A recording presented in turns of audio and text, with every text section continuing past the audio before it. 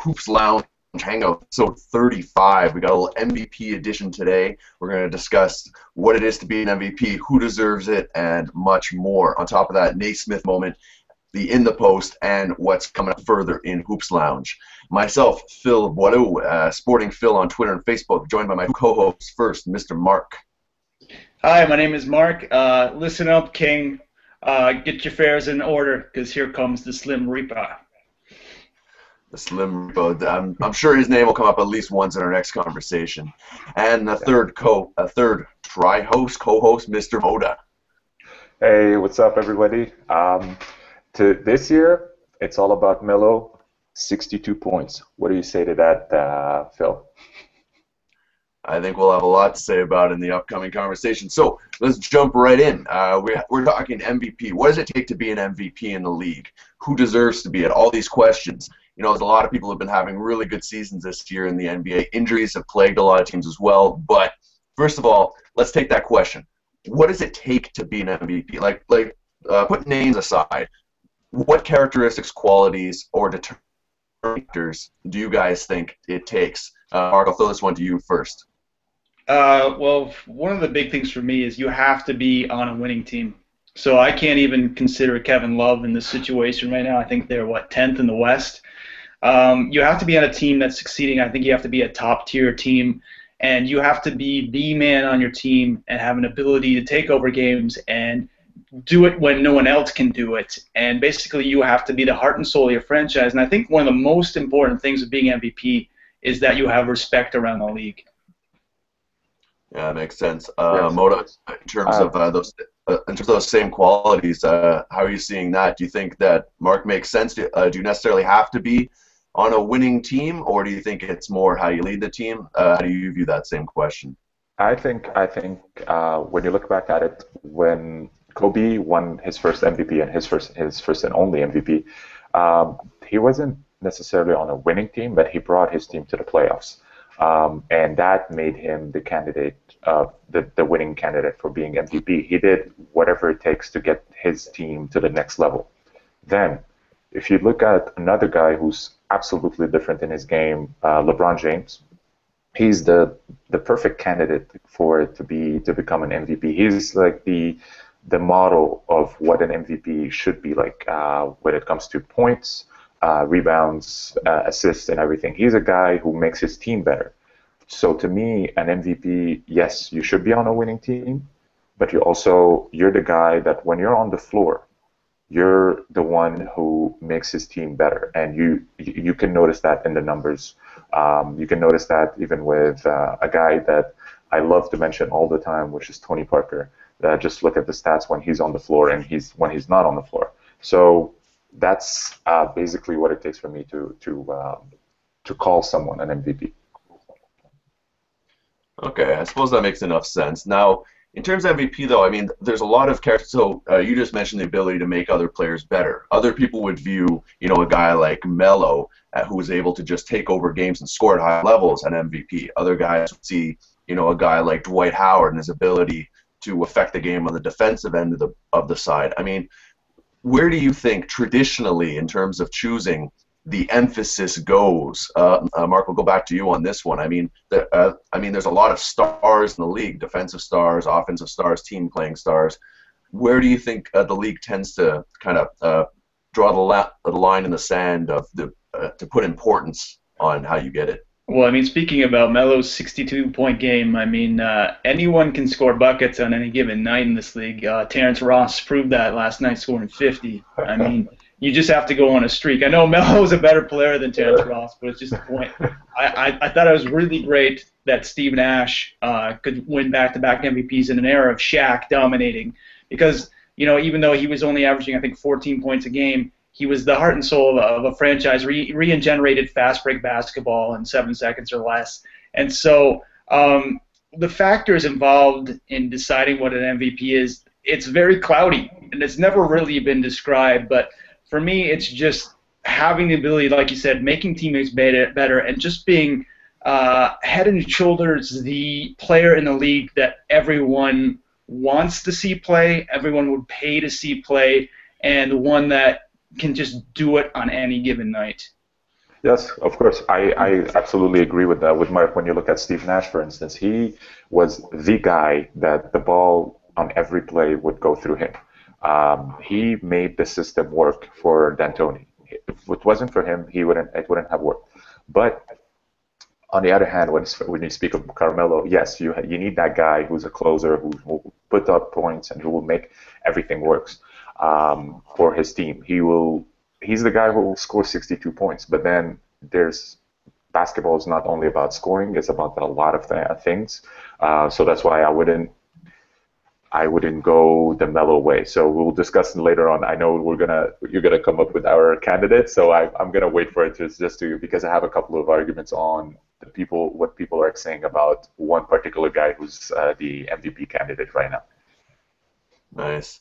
That makes sense. Now, when we're looking at MVP candidates, like you just said, there are a lot of names that automatically come up. But I kind of wanted to look at a few of those names that aren't being mentioned quite as much, and kind of give a comparison level to both you guys, and let you guys kind of hash it out.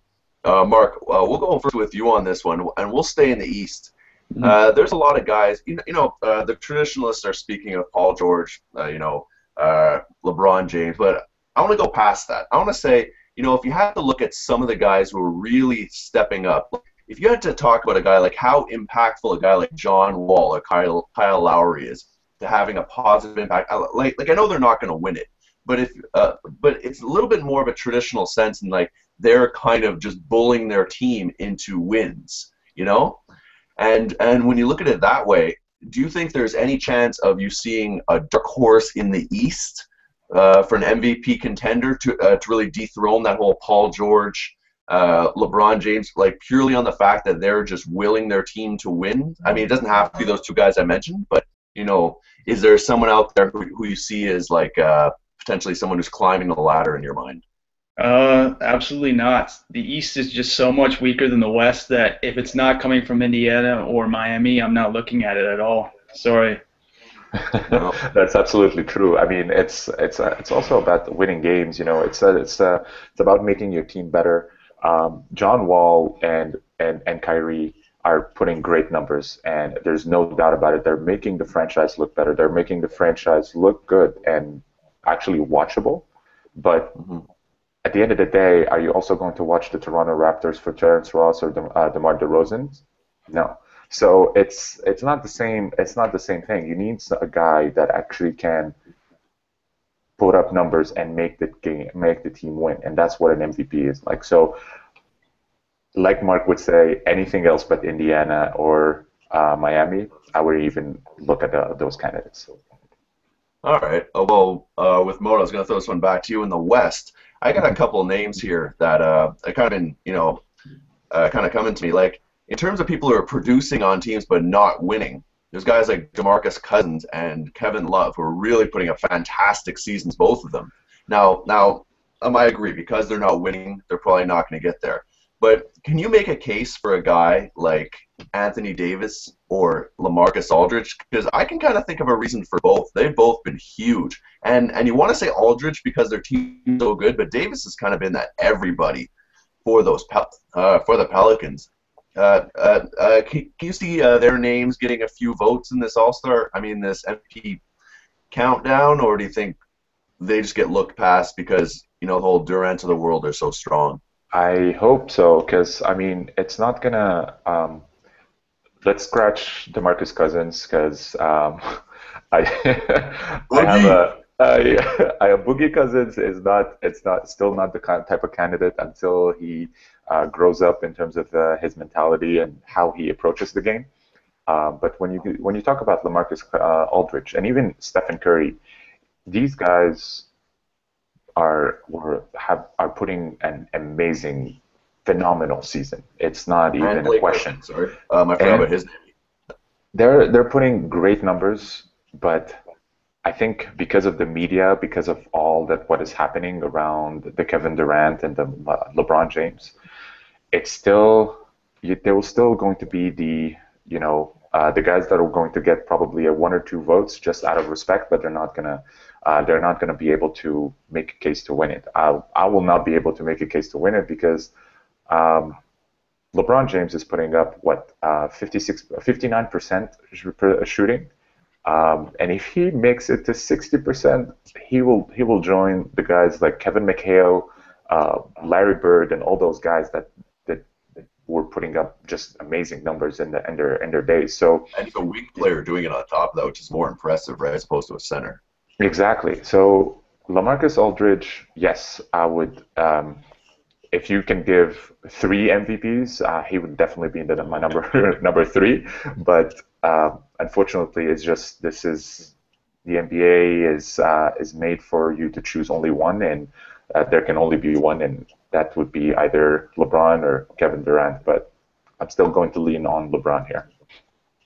All right, all right. I'll put this question out for both of you, and it's a one-answer thing for each. If you had to name an MVP of this season who cannot be a small forward, so that just takes away Melo, Durant, LeBron, and Paul George, who would you each vote for? I'll let you go for it, Mark. Cannot be a small forward. Yeah, I'll go with the Human Torch, Steph Curry. Guy can shoot the lights out, and he's on a winning team. I know you're going to probably say Tony Parker, but I think Steph Curry's just been electric.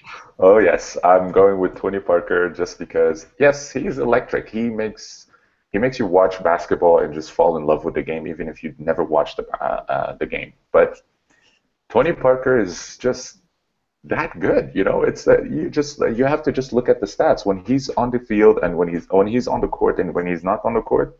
It's just a totally different team. Grant you that the Spurs are an amazing team, but with Tony Parker and his numbers and the fact that they came from June's loss and they're still putting up great numbers and they're still the top three team in the West. You have to give that to him. If I can't choose for a small forward, I will give it to Tony Parker.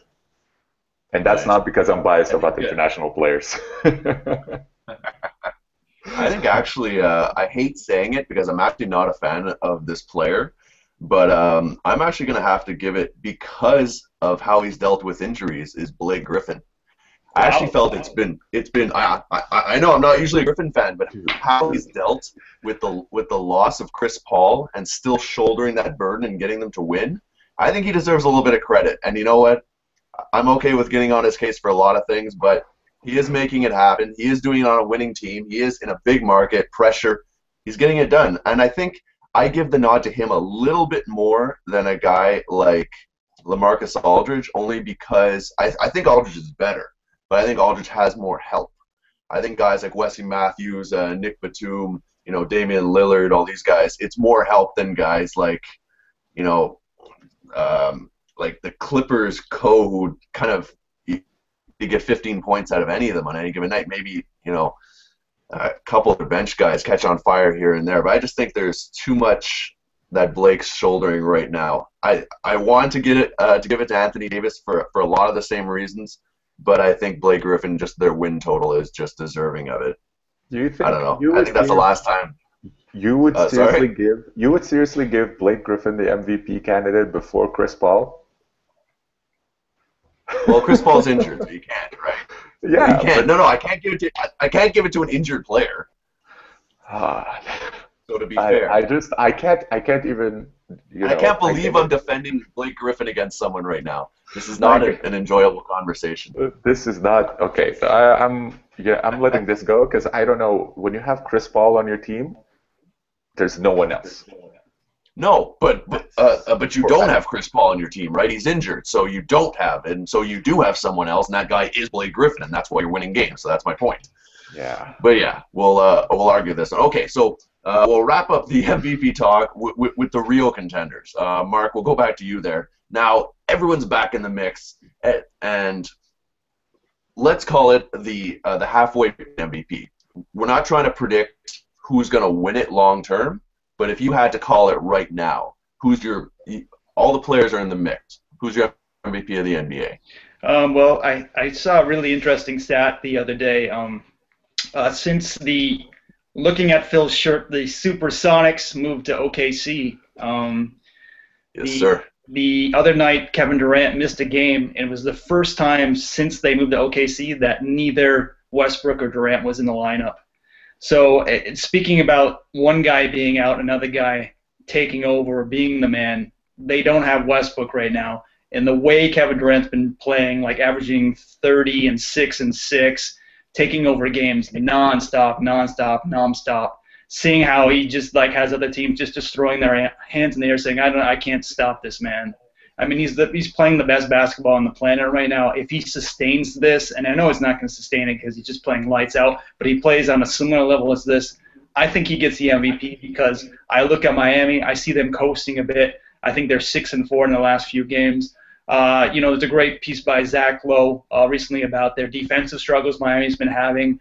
So I'm seeing OKC without Westbrook and how Durant is playing, being the man, taking over games, doing everything he has to do to keep that franchise going without Westbrook. For me, I give it to him a little bit over LeBron. Yeah, that makes a lot of sense. Like, especially considering last night he pulled a triple-double in a win. And he's like 6'10", 6'11", can shoot on anyone. But you know what? If you're gonna pull the MVP away from the champ, being LeBron James, I think you gotta do a little bit more in score. Although he is winning. Moda, are you gonna agree with Mark on Mr. Durant, or is there another name up your sleeve? I'm going to agree with you here, Phil. I think yes, you have to do a little bit more. To me, the MVP is LeBron because he's just averaging 25 points, 25.4 points. 59% shooting.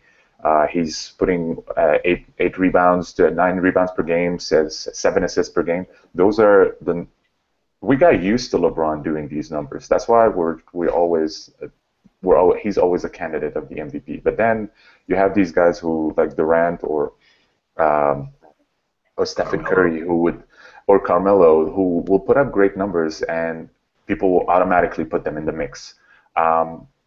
Just because of how they gave how they gave Derrick Rose the MVP a couple of years back, I think LeBron is not going to win it, but he is my MVP, and they will probably either going to give it to Paul George or Kevin Durant. But I'm leaning more to Kevin Durant because what he's just doing right now is just unbelievable. There's no words to describe what Kevin Durant is doing in terms of but like, we're not saying who they are going to call. Who are you going to call as of right now? Like, I'm not saying future predictions. Like, if you had to make the MVP call right now, done. Yeah. Name. For me, the MVP is LeBron James. Having just shooting 60% from shooting and putting all these numbers is just so hard in the NBA, and you can't just it's not easy to do that. So I would just give that to him. And you can see that the Miami Heat are doing the San Antonio strategy, which are resting their guys and they're not playing 120%. They're just playing which they said they were not going to do, by the way. But it's hard to do three-peat, and even Michael Jordan said it. So it's you need those legs, you need those fresh legs for the playoffs. So I think LeBron is definitely my MVP, and I called it at the beginning in the first show. So we'll see if you did.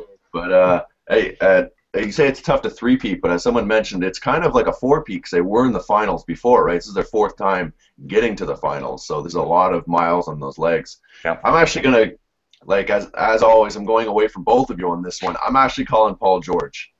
I actually think on the offensive side, his growth, his ability to lead, I think he's just added so many assets to his game. His defense, like, to me, jumps him over the Durant argument right away. I'll totally admit Durant's a better scorer, but I think the overall package and what I saw the other night when I watched Indiana versus Sacramento with that ice-cold 3 at the end to tie the game, the 4-point play. I don't know if you guys caught that one. Yeah. That was monstrous, and he had supreme confidence. He has that kind of Kobe Mamba mode killer if you look at him. He's not afraid of the moment. He's not afraid to take the shots. He's, again, like I was having this argument with Moda offline of how tall the guy is, but he's between the LeBron and Durant height. He's at least 6'8", 6'9". Fine, I won't give him the 6'10". I'll concede to you on that one, Moda. But he's got an NBA body, and I know you think he twists like Dwayne Wade and he's going to get hurt, but I think more and more he's going to learn to be a little headier with the game, let the game flow to him, and I think look at their record, look at what he's done on the defensive side of the ball. I mean, I was looking at some voting projections. He was like top 3 in like Defensive Player of the Year and MVP. That's pretty impressive, right? And I know completely LeBron's in that same conversation, but I think there's something about Paul George that's got it, and I think at the end of the year, his name's going to be mentioned a lot more because of what you said, Moda. I think LeBron's a victim of his own success. I think he's been this good for this long, and people kind of just say, "Oh well, who cares?" Right? But you know. I think Tony Parker has the same problem. You know, their team. Yeah, exactly. Because the Spurs have been so good for so long, and you know, like credit's been bounced around the Spurs between Duncan, Parker, whatever. But you know, this is just showing you there's so much talent in the NBA, and for us to be so divided, but each have such good arguments. Well, I'm not trying to toot our own horn here, but like there's so many deserving players, and I really think that next year. I truly believe that going forward, Anthony Davis and Paul George are going to be neck and neck for MVP for years. I don't know. I somehow feel that Durant, because he doesn't bring that defensive side that Davis and George will always kind of just be that second bit. I don't know. But you know what? I think you're going to be right. You're going to probably win this argument at the end of the year, but just because people. When you look at the Derrick Rose thing, he was still fresh. He was doing all these things. He looked good, and they gave him the MVP because I think, in my opinion, they gave him the MVP because that was the year where LeBron was the villain. So I would agree with you. People want to see someone new taking the championship and taking the MVP. So it's probably going to go to Paul George. So. Yeah. All right. So we'll have to see, and we'll have a recap when it comes closer to the end of the season. So that's been our little MVP wrap up. Next, we got one of my favorite moments, a little Naismith moment with Mr. Mark Griffin, where he brings a little history of the game that back to you guys, the fans, and to us, to be honest. Mark, what do you got on tap for us this week?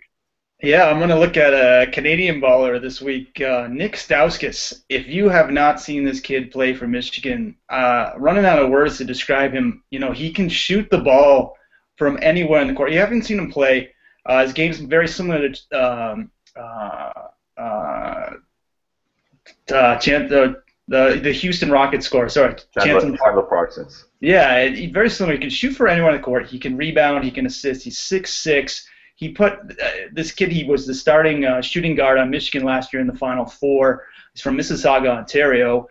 He spent the summer put on 15 pounds of muscle and 6 inches on his vertical. He has these shooting videos you can see on YouTube that went viral. Dick Vitale, Steph Curry, all talking about him playing outside in the snow, making 50 shots in a row type of thing.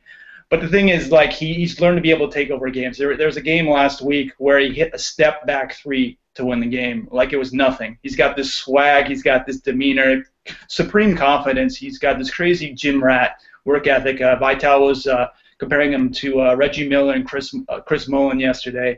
I see him being a solid NBA player. I don't think he's going to go out this year, maybe the year after. He's only a sophomore. I think he'll stick around. He's very close to home, playing in Ann Arbor. Being from Mississauga, it's about an hour, 2-hour drive. So I think he wants to stick around for a while.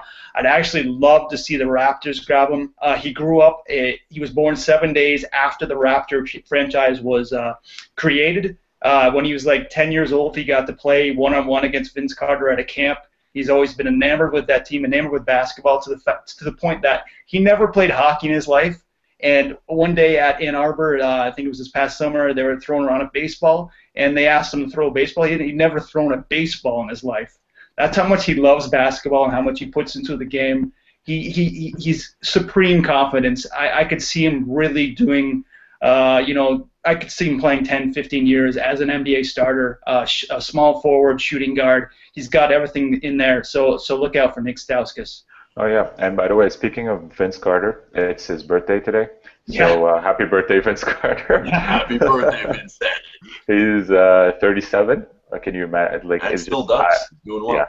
And just looking at that number and realizing that it's been almost 14 years since his dunk contest. So it's Pretty crazy. makes you feel like a little bit a little bit old. A little bit historic in the world of basketball. Yeah. All right, well, thanks, Mark, for that Naismith moment.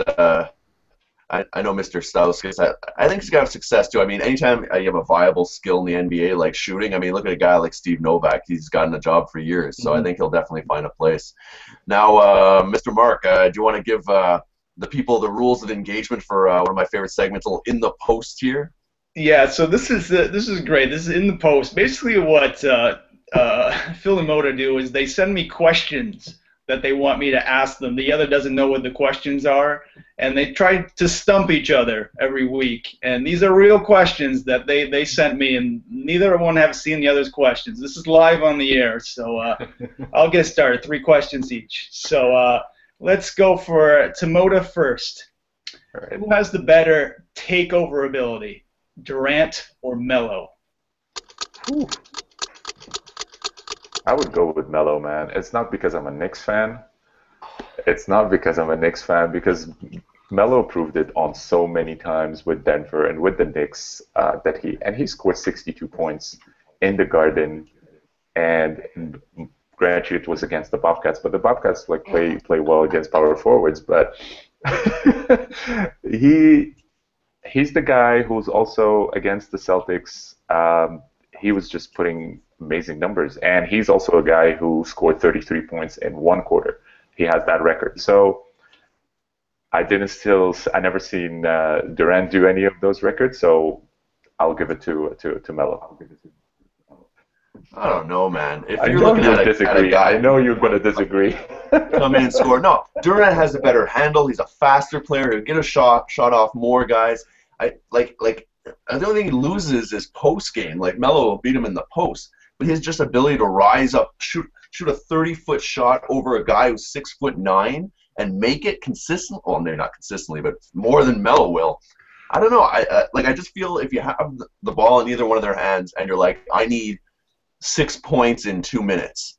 I'm not worried about Durant. I'm worried about Melo being like, I'm being a drama queen right now and I'm doing this. Like, I don't know. I just think that there's something wrong with on so many times that if you need 6 points from him, he's gonna give you 6 points. He's gonna even give you 9 if you want. Yeah, but he does a lot of those 6 just points in adds the the first icing quarter. on the cake. He doesn't get you the wins. Durant wins ever since Durant's been in the league. He's been their best player, and they've had like destructive records. Like Melo, he has enough talent. He should be winning. So like, yes, he can score, but when it counts, and that's what I mean, I think Durant just has that clutch factor. I think there's something about Melo where he doesn't have. I don't want to say like the Eddie Curry syndrome where he doesn't like to play, but it seems like he doesn't have that heart the same way a guy like Durant who's a gym rat does. I don't know. I just don't feel it. Never mind. Okay, kids. Next question's for Phil. Grant Hill, who I think is a really, really good analyst, chose his all-star reserves. He picked Aldridge, Howard, Lillard, CP3, Harden, Parker, and Dragic. Do you agree with the last pick? There was no Anthony Davis there? No Davis. No Davis. Oh, well, that's exactly that argument, right? Like he's giving Dragic because like to be honest, Dragic has good points. Like he's a good defender, scores.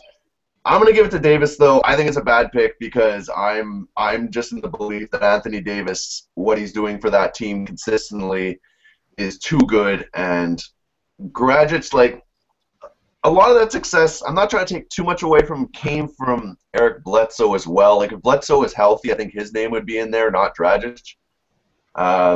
But like, you can't say the same. Like Anthony Davis, like lost his front court guy, and Ryan Anderson is dealing with an up and down backcourt with Tyreek Evans and Eric Gordon. I just think because there's too much talent behind him of guys who weren't picked, I would sit Dragic. All right. So you agree with Grant Hill? Well, no. He had Dragic on his bench, didn't he? Yeah. Yeah, and so I would say I would replace him with Anthony Davis. I can't believe you're saying that. Like you just look at Anthony Davis's team. It's just stacked with good players. With players who don't consistently produce. Oh my God! They just give him the ball, and he will score easily. It's not like they put him in a And situation how's where that his fault? He's a good player who scores easily. You no, just said how good he. no, but he scores in easy situations that they make him his teammates make him look good, not because he plays well. That's my argument. Dragic made the Phoenix Suns actually play really well. And it's not only because of Eric Bledsoe. Eric Bledsoe was just that icing on the cake. Okay. We'll agree to disagree with this one. Yeah, and I got to say, Dragic was really influenced by Steve Nash the years they had together there, so his game's really stepped up since then. Okay, for Moda, round 2. All right. Who is your number 1 lockdown wing and center forward in the league? You're talking about real defense, not steals and blocks. So they're 2 separate players. The best center in terms of defense? Well, I'm saying in terms of defense, like he doesn't have to be a center. He can be a power forward center, but like a legit big man. The other one's a wing defender. Okay, the first one I would go with Roy Hibbert, because he's just blocking shots left and right. And remember, it's real man-to-man defense I'm talking about. Yeah, no, he makes every single other player look bad in front of him. Every single center that went against him didn't perform as well. I would go with the second best, the power forward. That's straight up man to man. I'm gonna give you that to your favorite player. It's Paul George. This guy can play defense, and there's no doubt about it. So, but he's a small forward, but he sometimes plays power forward. So I'll take that back. Well, you didn't have to name both. I was just saying like one big, one wing. One big man, it's Roy Hibbert, hands down. There's no other guy that can match him. And then a wing defender. A wing defender. You can still name Paul George if you want, because technically he is. Yeah, I would still go with Paul George because he's amazing defender, hands down. Okay. I'm actually going to go completely opposite of you. A little Kendrick Perkins and Lance Stevenson right here. Ooh. 2 out of the blue, but I think are very viable for that exact question. I'll stand on it. Oh, man. Yeah. Roy Hibbert schools in blocks Kendrick and everything Perkins. And scoring, sure, but I'm just talking about defense. And look around the league, in terms of man-to-man defense, very few people get the praise that Kendrick Perkins does. Yes, he makes tons of mistakes on every other facet of the ball, but in man-to-man defense, he's elite. All right, I'll give you that one. You guys are forgetting about the guy with the messed up finger who defended LeBron in the finals. His name's Kawhi. He's pretty good too. So I'll still take Lance Stevenson on the wing because of his strength, though. I just feel he's just a bully. I like him. Yeah, I was thinking about Kawhi. I was arguing between Kawhi and Paul George, and I will still go with Paul George because just last year's and this year he's just look at his defensive skills. I'm pretty sure he's going to be the first defensive team in the East. So. And you're just adding to my point of him being the MVP. Okay, next question, Mark. Phil, this one's for you. This is a true or false. The 2013 Spurs lost their first NBA Finals series in franchise history. I'm gonna say false. Like I can't think of the team that did it, but I'm pretty sure they lost before. Well, there's no second answer, so it's kind of a true or false. I'm trying to think. Yeah. So what's the answer, boys? I'm gonna guess true. It is true. Last year, it was their first loss, actually, in a final. Every time the Spurs went to the finals, they actually won it. And that last year, it was the first time they lost it. So, I guess I've just seen them. I guess I've just seen them lose so many times. I just kind of assumed it happened in the finals. Yeah. All right, for round 3, Moda, who is the most unguardable point guard in the league, one-on-one? It's like you're asking for my answer. I should have said, okay. I'm No, gonna no, change no, the question. no, don't change the question. You can't, no, you can't change the question. I'm gonna surprise you. Actually, I'm gonna surprise you. It's going to be Stephen Curry.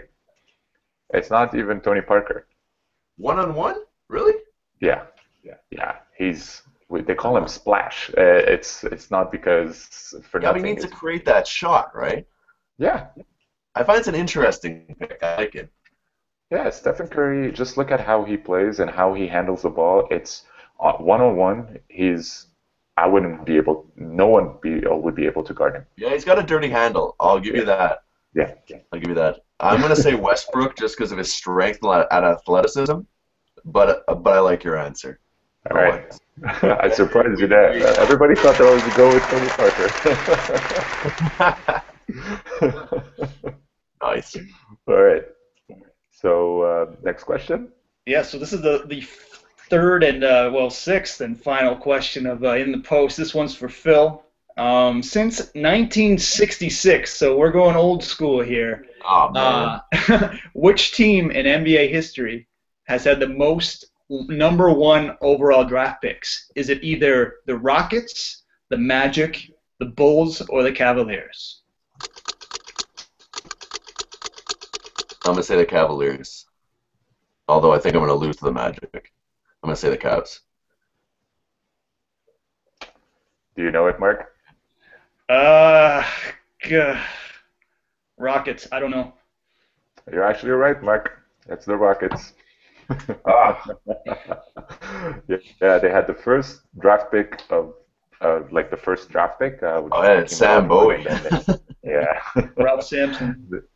Yeah, they had around 6 of them. The Cleveland comes in second. So you were close. So you were close. With an equal amount of us, right? Can we get a clap sound just for you, Phil? Yeah, just as a support.